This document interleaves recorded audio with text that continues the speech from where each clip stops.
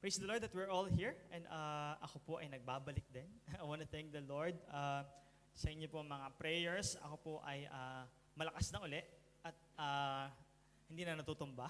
Kasi nung pong nakaraang linggo, it was a really tough time physically, emotionally,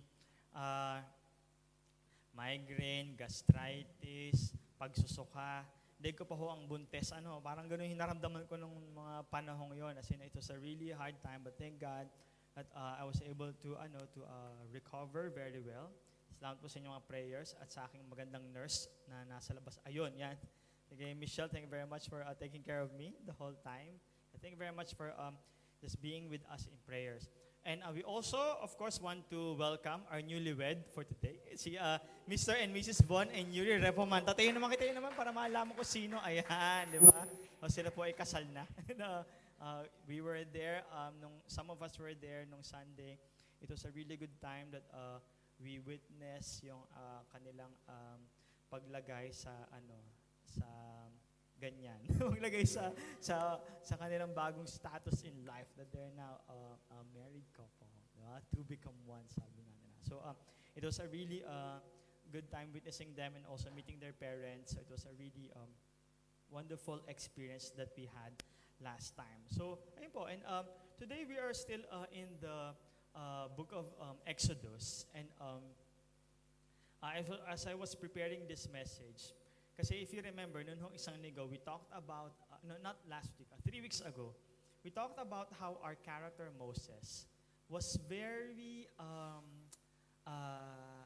reluctant sa kanyang role. He has something that he has supposed to do, pero somehow he has certain excuses. Ayaw niya nung panawagan ng Panginoon sa kanya. And I remember noong bata-bata pa. I was young, and I'm sure you've experienced that as well. Meron ho tayong mga pinapagawa ang mga magulang sa atin ng bata tayo na ayaw na ayaw ho natin.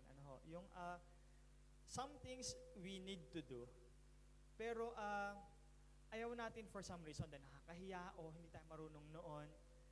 Some of them na-escape natin. Yung mga tipong papasayawin tayo sa school, yung mga ganon, yung pipiliin ka ng yung teacher tapos ilalagay ka sa unahan, pagsusuotin ka ng costume na kamatis, yung mga na ayaw mo pero yung iba nagagagawa ng paraan na tumanggi. Yung iba talagang kailangan mong gawin. So and some of us we have moved on na tumanda ka na and then ngayon pwede ka na magsayaw-sayaw, pwede ka nang magmakarena nung Christmas party, parang nakakaya-kaya na mo na. Some of us hanggang sa tumanda tayo, talaga iniiwasan itong ganitong mga bagay. No? We have all these things. And that's what I remember every time I look at Moses' life right now. Na, ay oo nga, meron tayong mga bagay na kailangan natin gawin, pero hindi lahat yung gusto natin talagang ginagawa siya. And we will look at that further today. Kasi if you remember, noong 3 weeks ago, ang pinag-usapan natin, si Moses ay meron siyang mga conversation kay God na gawin mo ito, Lord, ganito ako. Natandaan niyo yun, yung 4 excuses ni Moses. And then, di ba, ang ending, parang, nung inisa-isa ni God yung kanya mga issue, ang ending, sabi ni Moses, pwede bang iba na lang? Yung ganoon na, in-address ni God isa-isa, and yet, for Moses, ayoko talaga gawin yun. And we will start today at verse 18. Kasi itong si Moses, if you remember, yung ending nila ni God, hindi naman si Moses yung parang, sige na nga, okay na ako. Hindi ang nangyari nun, parang nung sinabi ni Moses na, iba na lang. Ang sinabi ni God sa kanya na, tumigil ka nga. Di ba parang sabi dun sa verse na, God grew in anger. Parang nagalit siya na ganun ang attitude ni Moses. Sabi ni God, kunin mo yung staff mo, yung tungkod, dalhin mo, tapos si Aaron, ipapadala ko para tulungan ka. Tapos sige naman si Moses.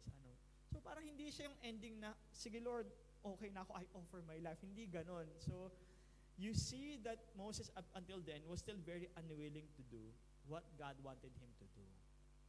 And we will continue on that because I think it's very important for us to see what happened after that. So after nung usapan nila ni God, what happened after? Anong nangyari kay Moses? Nag-isip-isip ba siya na Ba't ko ba nasabi kay God yon? O nag-isip-isip ba siya na, ba't ba kasi ako pa yung ipapadala? I mean, what was happening in Moses' mind after their talk with God? So let's start with verse 18. Exodus chapter 4, we will read from verse 18 to verse 20. So 3 verses lang, and then we will go on after this. So what happened after nung talk ni God kay Moses? Verse 18. Verse 18 says, Then Moses went back to Jethro. Sino si Jethro? His father-in-law. And said to him, Let me return to my own people in Egypt to see if any of them are still alive. Jethro said, Okay, go, and I wish you well. Now the Lord had said to Moses in Midian, Go back in Egypt, for all those who wanted to kill you are dead. So Moses took his wife and sons and put them on a donkey and started back to Egypt, and he took the staff of God in his hand.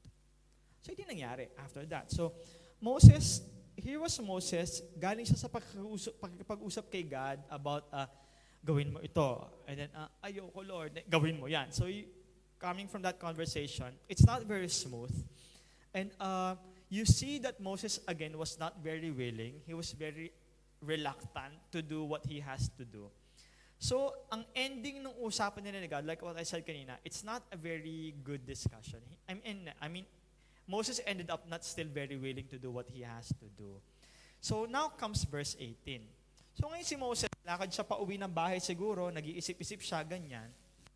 And then, punta siya sa father-in-law niya. Siguro naisip niya, talagang wala akong ligtas dito. So inisip niya, ba't ba kasi ako pa?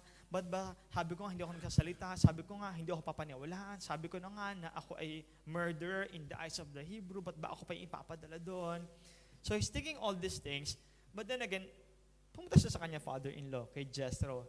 Sabi niya, Tay, kailangan kong bumalik ng Egypt para doon sa aking mga kababayan doon ng mga Hebrews. So, sabi ni Jethro, so, okay, ba't ka uuwi?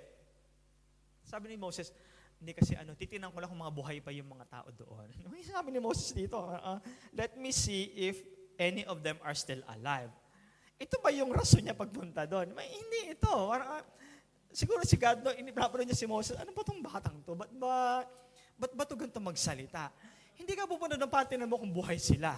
Pupunta ka doon para iligtas sila doon. I will rescue them.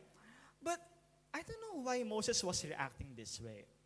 And siguro, now you see that Moses was not really very willing to do what he wanted to do. Siguro nahihiya siya na, pag sinabi ko to na, hindi kasi ililigtas ko yung mga tao doon. Siguro baka si Jethro, baka nahihiya siya na baka maging reaction ni Jethro. You know that feeling na ikaw pupunta ka ng, halimbawa, ikaw sinabi ni pastor, okay, burial. Ngayon, siguro pwede bang ikaw na yung maging cell leader ng, let's say, Garrett cell group. Meron tayong cell group sa Garrett, ganyan. Then let's say sa Pile Bar cell group, meron si Beryl ang cell group, mag-lead. Ngayon, siyempre, mga kaibigan niya, saan ka pupunta? Mag-hang out lang sa party. Di ba, minsan may ganung feeling na nahihiya ka sabihin na cell leader ka o nahihiya ka sabihin na magba-Bible study ka or merong ganung feeling minsan. Maybe some of us nakalampas na tayo doon. Pero do you remember that feeling na medyo hindi ka very proud to say na ikaw ay mag-worship lead or ikaw ay mag-preach? Merong ganung feeling. And probably Moses was thinking that way. Ay, sabihin ko na lang para wala na diskusyonan na titinan ko lang kung mga buhay pa yung mga tao doon. And then about ni Jethro, sabi ng Jethro, okay, sige, pumunta ka doon and then i-check mo yung mga tao doon kung buhay pa sila. And what did God say after that? Sabi ni God sa verse 19, di ba? Sabi ni God, go back to Egypt, for all those who wanted to kill you are dead. If you remember na, di ba yung isa sa mga rason ba't tumakas si Moses doon? Dahil papapatay siya ni Pharaoh. Remember that? Nung si Moses, may pinatay siya na Egyptian soldier na nag-aaway yung Egyptian tsaka yung Hebrew. Ngayon napatay niya, nalaman ni Pharaoh, pinapapatay siya, kaya siya tumakbo sa papuntang wilderness. So sabi ni God, balik ka na kasi patay na yung mga gustong pumatay sa'yo doon. Now, why did God say this? Sinabi ba ni God yan dahil, okay, safe na, pumunta ka na doon, ganyan. But you come to think of it na, kailangan ba bang hintayin ni God na mamatay yung mga gustong pumatay kay Moses doon para lang bumalik siya doon? Hindi ba siya kayang protektahan ni God? Why did he have to wait? Now, I don't think God was saying na pumunta ka doon dahil safe ka na doon. But I think what God is saying here is this, na pumunta ka na doon dahil sinimulan ko na yung gagawin mo. Di ba, ang purpose ni Moses doon is to be an instrument of God para i-rescue yung mga Israelites. And you remember nung preaching natin 3 weeks ago, sabi natin na it is us who will respond, but it is God who will initiate. Si God talagang kikilos. Kaya I think what God is saying here is this, Moses, pumunta ka na doon, and I tell you, sinimulan ko na yung gagawin mo. Those who have attempted to kill you, wala na sila. You go there. Maybe it's one way for God to give confidence kay Moses. Kasi nga alam ni God na si Moses ay talagang hindi siya confident, hindi siya willing. Anong effect ni Moses no? I don't know. But in here you can see na wala talaga siyang you don't feel yung excitement kay Moses na pumunta. You don't see kay Moses yung sige, pupunta na ako, rescue them. Walang ganun. So one question to us is this, na what can this unwilling servant do to make him willing to serve? What can happen to this unwilling servant so that he will be willing to serve God in the task that God would want him to do? So yun yung titignan natin ngayon. And ngayon, umalis na si Moses, ginawa niya, dinala niya yung kanyang asawa, si Zipporah, pati yung ganyang dalawang anak at that time, tapos meron silang donkey, alis sila ngayon. Ngayon, while they are traveling, papuntang Egypt, so, dito na nga lang. Ngayon, mga pag gumagalaw ako, okay naman pala. Ayan na, so dito na lang ako. So, itong while traveling to Egypt, ngayon, God had a very interesting conversation with Moses. Nung nagtatravel sa verse 21, may sinabi sa God kay Moses na very interesting. Verse 21, sabi ni Lord kay Moses, when you return to Egypt, see that you perform before Pharaoh all the wonders I have given you the power to do. You remember, nung isa sa mga excuse ni Moses, Lord, hindi sila maniniwala sa akin na ako'y pinadala mo. Ngayon, sabi ni God, sige, ganito gawin mo. Sa mga harap ng Israelites, yung staff mo, ihagis mo, magiging ano yan? Magiging ahas yan. Yung kamay mo, magkakasakit yan. Ilagay mo sa bulsa mo, gagaling yan. Ganon. Yung ilog, hawakan mo ng staff mo, magiging dugo yan. So, sabi ni God, yung mga miracles na yan, gawin mo sa harap ng mga Israelites, gawin mo rin sa harap ni Pharaoh para maniwala sa iyo, para palayaan niya yung mga Israelites. So, yun ang plano. But God said another thing that's very, very interesting na gagawin niya. Ano sinabi ni God? But, I will harden his heart, yung heart ni Pharaoh, so that he will not let the people go. Parang weird nun. Parang kung sa Tagalog sabi ni God na, okay, so natatakot ka ba na hindi ka papaniwalaan ni Pharaoh? Ganito gawin mo, mag-perform ka ng miracle, ganyan, lagay ka ng staff, magiging ahas, gawin mo lahat yon. Pero, gagawin ko, iha-harden ko yung puso ni Pharaoh para hindi siya maniwala sa iyo. Parang medyo mahirap itong maintindihan. And then, as I study this passage, parang I asked myself, bakit kaya si Moses hindi siya nagreklamo? Di ba si Moses mareklamo? Ito yung punta ka doon, ayoko, marami siyang mga tanong na anong gagawin ko pag ginawa ko yan. Pero dito, parang hindi naman siya nagreklamo na mag-miracle siya, i-harden ni God yung heart ni Pharaoh. It's not a surprise to Moses. Why? Why was it like that? Pangalawang tanong ko, kung ito pala mangyayari, ano pang role ng miracle ni Moses kung magmi-miracle siya, tapos hindi naman pala maniniwala si Pharaoh, ano pang saysay nung kanyang pagmi-miracle? Pangalawa, so kung kontrolado pala ni God yung emotion ni Pharaoh, so sinong sisisihin natin sa paghihirap ng mga Israelite? Si Pharaoh ba? O ito? Sino sisisihin natin? Tapos pangatlo, so kung kayang i-harden ni God yung heart ng Pharaoh para gumawa siya ng masama, meron kayang point ng buhay ko na kaya i-harden ni God yung heart ko na hindi na ako gagawa ng mabuti, na puro masama na yung gagawin ko? Now, these are valid questions na we really have to address. Now, I will not answer this today because this is not the message of this passage, but we will answer this few weeks from now as we study Exodus chapter 7 to 10. Yung plagues ni God, yung 10 plagues na pinadala ni God sa Egypt. Now, hold that thought for a while. Wait for it until 3 weeks, and then we will answer these questions. Why did God harden Pharaoh's heart? And then, and can it happen to me? And then, who are we to blame dito sa pangyayari sa Egypt na ito? So, hold that thought. We'll go back to this in Exodus 7 to 10 as we study the plagues of Moses. So ito yung direction ni God. And then after this, God mentioned a very important announcement. Sabi ni God kay Moses in verse 22, sabihin mo to kay Pharaoh, Israel is my firstborn. Let my son go so he may worship me. So ito yung sabi ni God kay Moses, make sure na pagpunta mo doon, you will tell this to Pharaoh. Israel, yung Israelites, Israel is my firstborn. Let my son go so he may worship me. Israel is my firstborn. Anak ko itong mga Israelites na ito. Let them go so that Israel will have to worship me. God wanted to make sure that the Pharaoh knows this. Na Israel are my firstborn. Meron silang special privilege sa akin among the nations.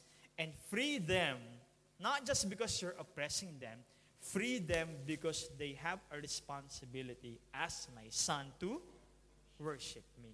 They have to worship me. So, in other words, the purpose and the demand para ma-free yung mga Israelites is not just para magkaroon sila ng magandang buhay, hindi lang para sila ay hindi na ma-enslave, hindi lang sila ay para maging masaya, hindi lang para sila ay magkaroon ng masaganang buhay, but the main purpose why God wanted them to be free is so that His people, His children, will worship Him. Now, nowadays, Christianity has becoming a part of pop culture. Ngayon po, you see Christianity everywhere.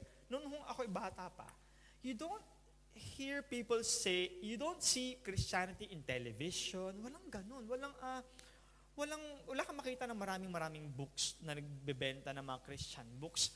Very few. Ang alam ko nga lang na bookstore na Christian sa Pilipinas ay PCBS. Alam niyo ba yung PCBS? Kung kayo ay Christian pa ng bata kayo, alam niyo yun. Na diyan kayo bumibili ng mga keychain na mga God loves you, yung mga verse na mga ilalagay of yun dyan kayo bibili ng mga ganyan, PCBS. Pero ngayon, Christianity is part of entertainment industry. Ngayon, ang daming artista who are proclaiming that they're Christians. Ngayon, ang daming Christian bookstore na you see sa mga malls. May sa mga mall, may simbahan, may Christian church sa loob ng mall. So, sa mga YouTube, yung ngayon, ang mga Christian songs, nasa YouTube videos na. So, it's part of pop culture. Somehow, it's good. Ngayon nga, may makita ka sa mga apps, mag-download ka ng Bible, medyo devotional material. Ang dami na. Merong app na who will help you how to pray. It's part of our walks right now. Now, it's good na ngayon po there's awareness about the Christian circle. Now, what frustrates me sometimes dahil sa pagsulputan ng mga bagay na ito, ngayon, there are a lot of books that you see na, parang Christian, Jesus, ganyan. But if you read, sobrang naging simplistic na ang Christianity ngayon. Now you hear messages that Christianity is just about being happy, na Christianity is about giving you joy, giving you peace, giving you good health, giving you wealth. So ito yung ngayon ang Christianity na ibibigay ito sa atin ng Panginoon, i-claim mo na. So all these things, Christianity has become, para siyang naging anting-anting na itong susi sa ating ginhawa. Hingin ang naging Christianity ngayon. And it's not entirely wrong. But sometimes I ask myself na, yun na ba talaga yun? Sometimes we have to ask ourselves, is Christianity really that? Is that it? Yun na lang ba talaga ang Christianity? Is the main reason why God freed me from my slavery Is this just because to give me joy, peace, health, and wealth? Or is it something like this? So is it something more important than all of those? So something that we have to ask ourselves. So ito yung sinabi ni God kay Moses. Sabihin mo to kay Pharaoh, Israel is my firstborn, let my son go, so he may worship me. So there goes the willing servant, alis siya. Still, until this time, we still don't see the willingness of Moses to do what he has to do. Now, again, we ask ourselves, what can this servant experience? What will make this unwilling servant willing to serve the Lord? So ngayon, tuloy silakad nila.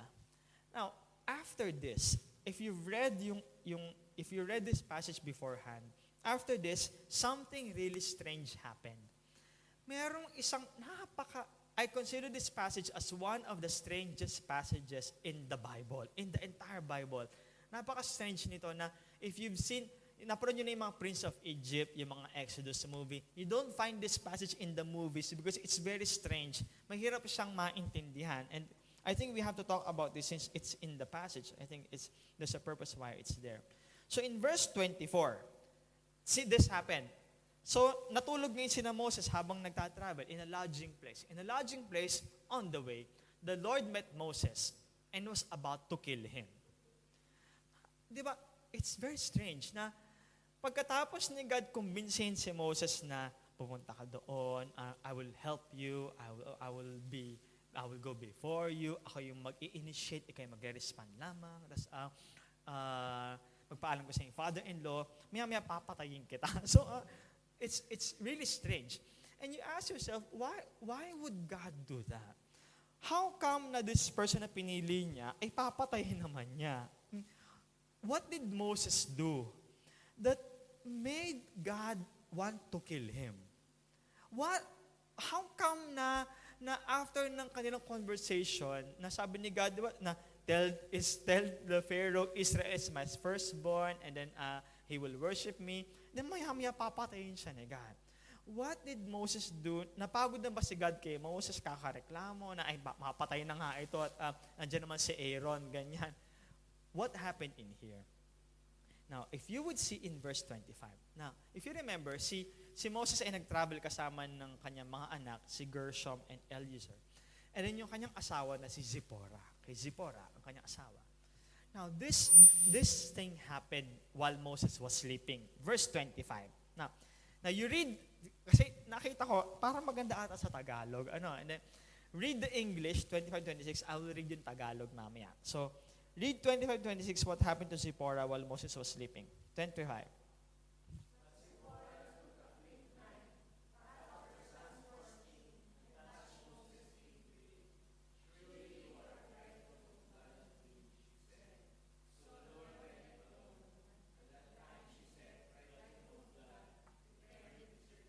Okay, ito sa Tagalog, interesting. Ito yung nangyari kay Moses habang tulog at papatayin siya ni God. Sabi ni, verse 25, ngunit, kumuha si Zipporah ng isang batong matalim, pinutol ang balat sa ari ng kanyang anak na lalaki at ipinahid sa paa ni Moses.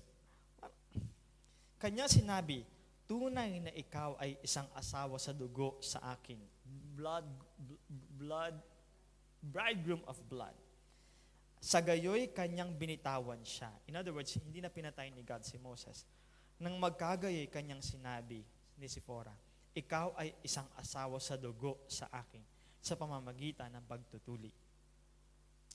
And then, after noon, hindi na pinatay ni God si Moses. Isip ko, paano ko ipipreach ito? Isip ko, ano ito? Ano itong ginawa ni Zipporah na tinuli niya yung kanyang anak, tapos pinahid yung dugo sa paa ni Moses at siya ay hindi pinatay ni God. Now, again, what did Moses do that made God do this? That made God want to kill him? Now, for what reason? Now, we see here it's because of circumcision. Na Moses failed to circumcise his son. If you remember, how do we know that? In verse 25, di ba sabi ni Zipporah, verse 25, Zipporah cut off her son's foreskin. And that is circumcision. Now, bakit pinahid ni Sipora yung dugo sa paa? We don't really know. I mean, maybe is it an allusion to the Passover na yung lamb ay pinahid sa pinto ng doorway, and then that angel of death ay hindi pinatay yung anak? Is it an allusion to that? We don't really know. But what we know here is Moses committed a very grave mistake in the eyes of God. Na he is supposed to rescue the Israelites so that the Israelites will worship God.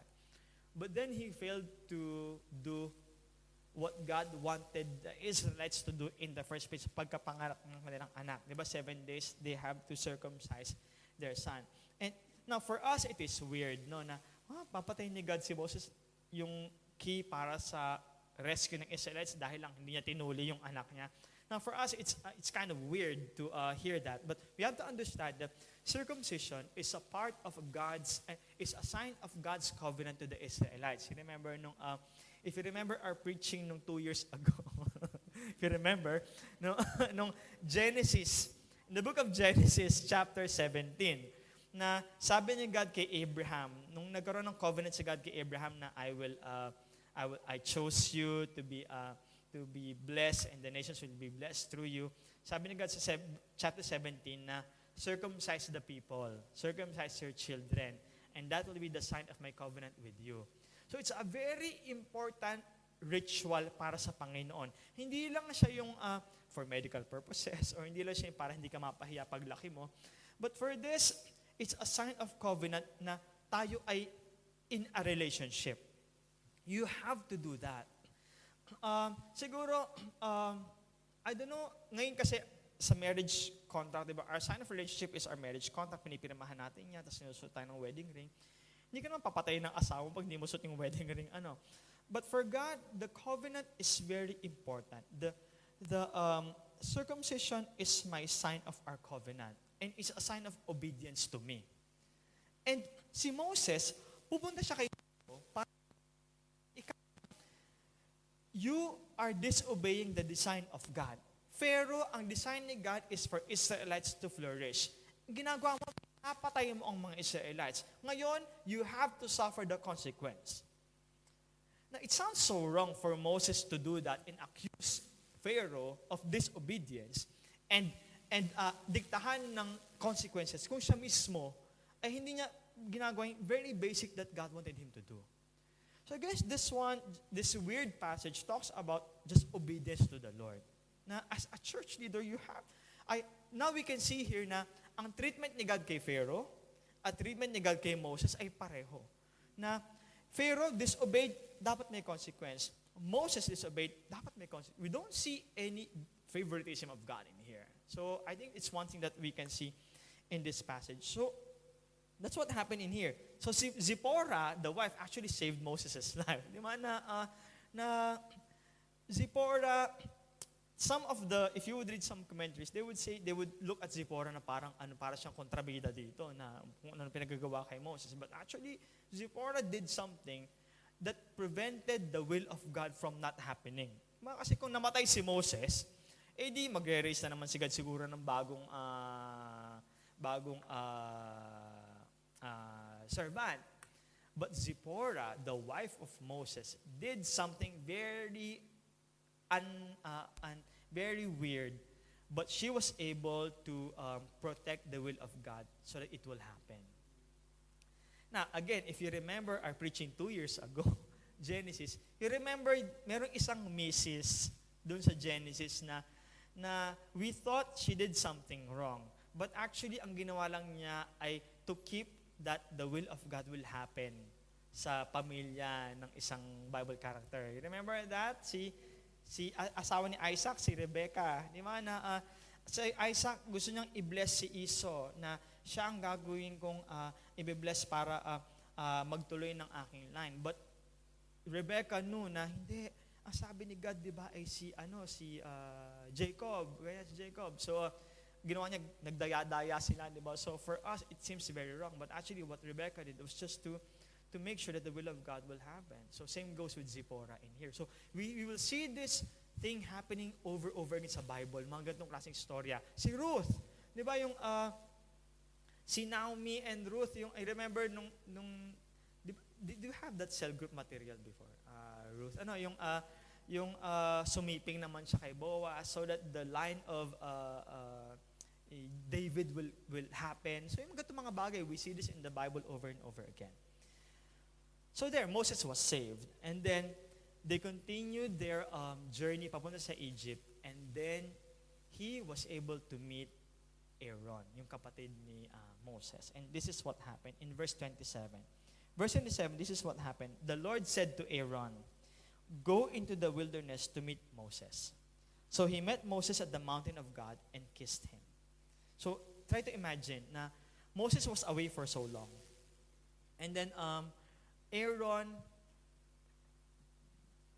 he will meet Aaron again for the first time. Tandaan nyo I'm not sure, they didn't have a meeting probably simula nung si Moses ay inampon nung Egyptian princess. Wala siyang, the Bible didn't mention anything about their meeting prior to this. That's why, imagine yung kanilang meet up. Di ba? Na Moses at the mountain of God and kissed him. Then verse 28, then Moses told Aaron everything the Lord has sent him to say. And also about all the signs he had commanded him to perform. Siguro, I'm trying to imagine yung meeting nila. No? Siguro si Moses, ano ba, Aaron, ito sinabi sa akin ng Panginoon, ito daw gagawin natin. And then, I'm not very sure, pero tutulungan mo daw ako. Sabi ng Panginoon na ikaw daw mag-perform ng mga miracle, magtutulungan daw tayo. And then, we will rescue the Israelites. Para siya nagmi-meeting ng mga elders meeting. And then Moses and Aaron brought together all the elders of the Israelites. And Aaron told them everything the Lord had said to Moses. So, you remember, si Aaron ang nakapag-usap sa mga elders kasi siguro si Moses he's not really very confident dahil sa kanyang reputation. So si Aaron yung kasama ng mga Israelites for so long. So Aaron was the one relaying the message to them. So I guess it was a good reunion. It was a good meeting for Moses and Aaron. The Lord provided Aaron so that Moses will be able to fulfill his job. So that Moses will be able to fulfill his task. Now, but in here, however, we ask ourselves, has Moses' perspective about his task changed? Si Moses ba ay willing na talaga na gawin yung pinapagawa ng Panginoon sa kanya? No, I still don't see it here. I still don't see Moses' willingness in here. So far, it still feels that Moses is reluctant to serve the Lord. So we still ask ourselves, what will make this unwilling servant serve God and do the task that God has given him? Because if you remember, isa sa mga concern ni Moses, bakit parang nagdadalawang isip siya? One of the main concerns is this: Lord, yung mga Israelites, they will not believe me. Ang alam nila sa akin, dati akong Egyptian. Ang alam nila sila sa akin, dati akong murderer, nakapatay ako ng tao. So these people will not believe me. He's very concerned with his reputation. Will they believe me? Will they respond to the call? Will they believe me that the great I am is the one who sent me to deliver them? Now, while he was thinking of all these things, while he is thinking of his reputation and what the people will tell him, something happened at the end of chapter 4. Verse 30 to verse 31 that I think finally changed the mind of Moses. Verse 30. He also performed the signs before the people, and they believed. And when they heard, the Israelites, and when they heard that the Lord was concerned about them, and that the Lord has seen their misery, they bowed down and worshipped. So this is what happened. I'm trying to imagine, Moses is here. Siguro pinapanood niya si Aaron doon na nakikipag-usap si Aaron sa mga Israelites, siguro sa mga elders. Si Moses siguro nasa gilid. Inisip niya, ano kayong iniisip nila sa akin, ganyan. And then he saw, after the Israelites heard that the Lord was concerned at them. Because if you remember, the Israelites were crying help to the Lord. Lord, rescue us from this slavery. And when they heard that the Lord was concerned for them, when they heard that the Lord loved them, when they heard that the Lord had seen their misery, they bowed down and worshiped. I can imagine Moses probably thinking to himself, ito na yun. This is what he's been waiting for. Ito yung kailangan niya. This is the picture that Moses needed to see. Moses must have realized finally at that time na it is not my reputation that will change the people. It is not my skill or it is not what I can do that will change the people's lives. It is not my knowledge that will bring revival and change to the lives of the people. It is God, the great I am, who will do that to them. Na hindi siya, pero ang Panginoon ang gumawa nun sa kanya. And because all this time, you remember his complaints, Lord, hindi nila ako papaniwalaan. Lord, hindi ako marunong magsalita. Lord, hindi kita masyado kilala. Lord, anong sasabihin ko sa kanila? But in the end, the Lord said, di ba, nung few weeks ago, sabi ni God, okay lang, ako naman ang magsasalita para sa'yo. And probably hindi pa yung nag-sink in kay Moses. But when Moses saw that the people worship God, after hearing that God loved them, Moses realized, gosh, it's not really about me. It's not because I can, but because God can. It's not because I will, but because God will. It's not because of who I am, but because of who God is. And that changed everything in Moses' mind. Na, for so long, I thought it's because of what I can do for God. But not really. It's not because of who I am. It's not because of what I can do. But it's because of what God can do for them. It's not because of who God is to them. And now we see na yung final preparation for Moses to do his task is already there. Na-prepare na si Moses. He has Aaron, the people have believed, and he has God. And now, the stage is set para sa confrontation between Moses and Pharaoh. And this is how chapter 4 ended.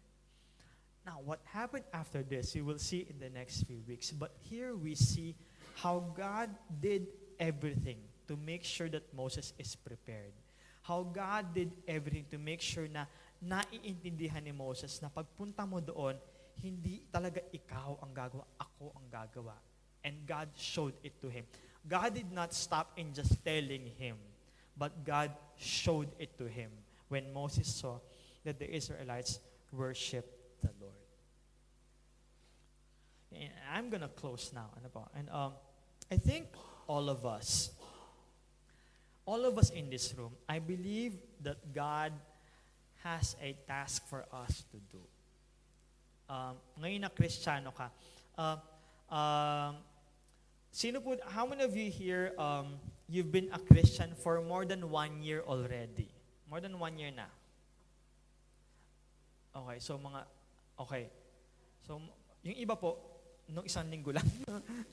So, I think, probably, all of us, I don't see a newcomer here. All of us have been a Christian for more than a year already. And I believe na God has a task for us to do. Now, individually, I'm not sure kung ano yung task ni God sa inyo. And that is something you have to pray for. It's something you have to explore. As individual, what is God asking you to do?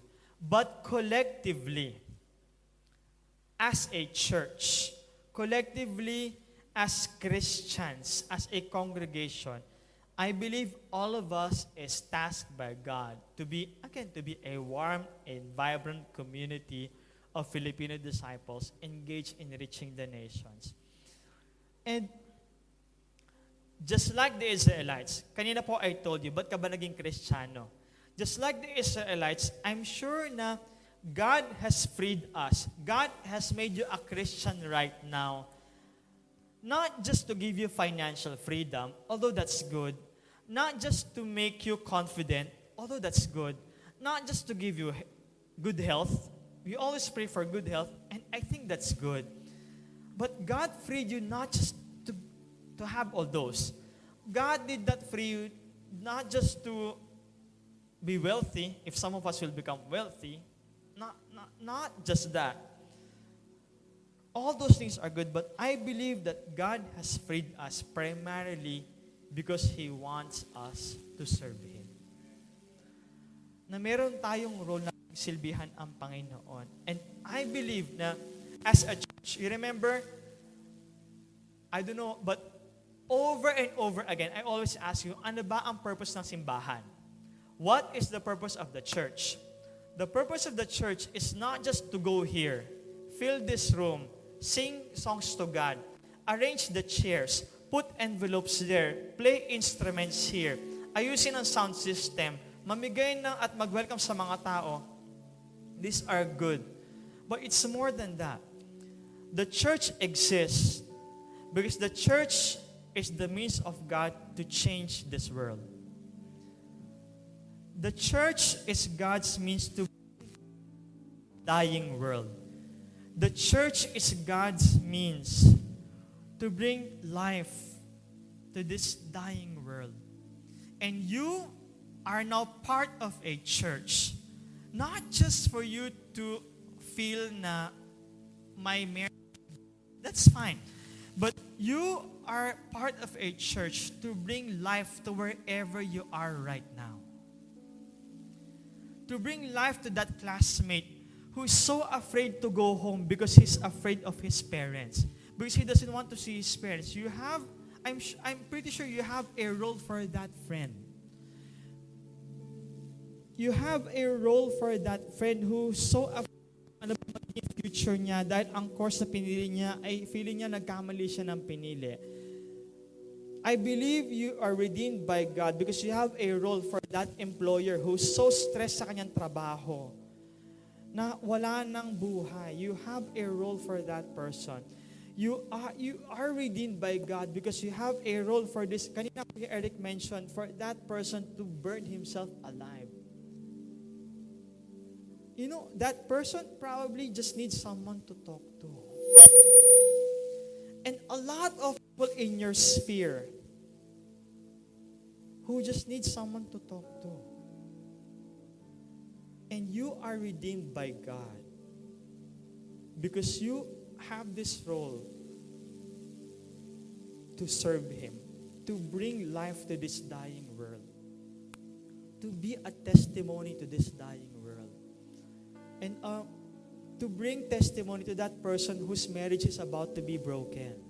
For that church member na who's so worried about his child na yung anak ko ba ay lalaki kaya tong Kristiyano, you have a role for that person.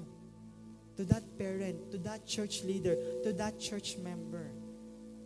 We have a role as a church. We are good news to that person who's secured sa iniisip ng mga tao sa kanya. And maybe you're like Moses na, Lord, hindi man ako, ako naman ganito lang. Hindi ako papaniwalaan ng taong yon. But I guess this is the message that God wants us to understand. Na it's not really because I can. It's not because you can, but because God can. It's not because you want to, but because God wants to. It's not because who you are, but because of who God is. Kaya na during communion, I hear this thing again na we are just instruments. We are not the one playing the instrument. It is the one who is willing instruments to bring music and life to this dying world. Now, how many of you know an instrument can sound really bad also? Na you ask yourself, what kind of instrument am I? Na pag naririnig ako ng mga tao, am I bringing life or am I bringing all the more death in this world? Nabasa nila yung Facebook ko, nabasa nila yung text ko, nabasa nila yung narinig nila sabi ko, am I bringing life in this world or am I adding to the death of this world?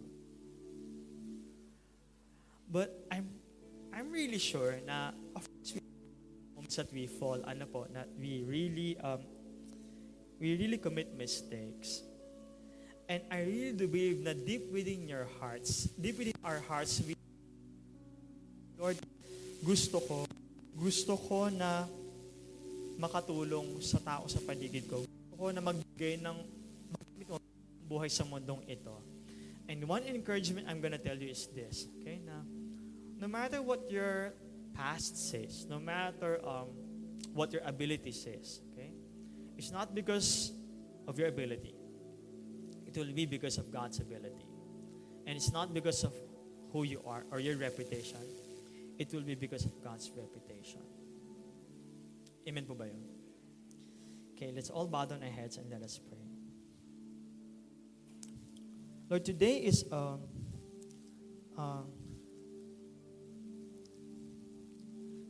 Lord, a good day for us to just say that you alone deserves all glory. And you alone deserves all praise. Lord, we also acknowledge na kami, God, bilang individual at bilang simbahan, you have called this church or any church in this world to bring life to this dying world, to bring light in this very dark world. And God, some of us, we fail here and there. Some of us, we don't realize this role that we have. And God, also some of us, we are so scared to fulfill this role na binigay niyo po sa amin sa mundong ito. But God, today I pray that all of us will have a surrender. Panginoon, ako na makita na merong mag-asawa na ibigan na kinuha ang kanyang buhay.